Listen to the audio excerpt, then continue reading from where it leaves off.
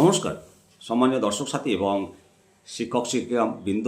আজকে অত্যন্ত গুরুত্বপূর্ণ ভাইটাল জিনিস আলোচনা করতে যাচ্ছি। পশ্চিমবঙ্গ সরকারের স্কুল কমিশনার থেকে প্রাপ্ত একটা গুরুত্বপূর্ণ নির্দেশিকা নিয়ে আলোচনা করব। দেখতে পাচ্ছেন সেই বিজ্ঞপ্তি নোটিফিকেশন।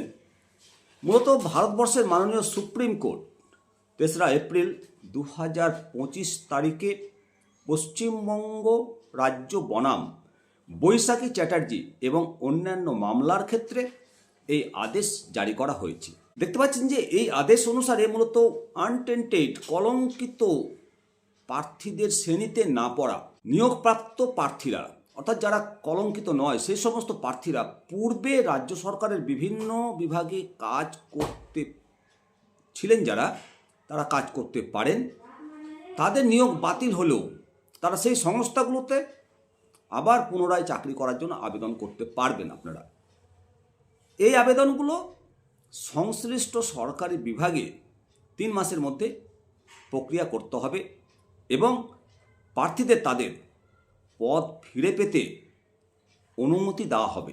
অতিরিক্তভাবে 18 ডিসেম্বর 2025 তারিখে মাননীয় সুপ্রিম কোর্ট 2025 সালের অ্যাপিল নাম্বার 4805 এই মেমো অনুসারে এই প্রক্রিয়ার সময়সীমা 2026 সালের আগস্ট মাস পর্যন্ত বাড়িয়েছে। একেবারে সঠিক পদক্ষেপ করেছে, কেননা এখনও পর্যন্ত অনেকেই পুরাতন নিয়োগে ফিরে যেতে পারেনি।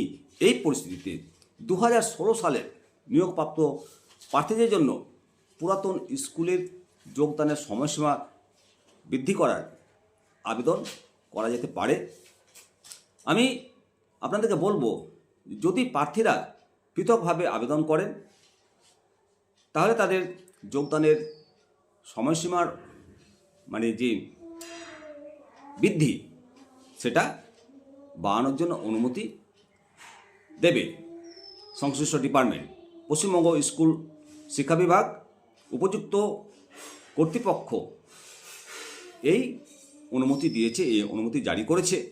অবশ্যই এটা একটা খুব ভালো উদ্যোগ, কারণ চাকরি হারা শিক্ষকদের যে যন্ত্রণা, তারা নিষ্কলঙ্ক হয়েও চাকরি গেছে, সুতরাং পুরাতন চাকরিতে ফিরে পেলেও তাদের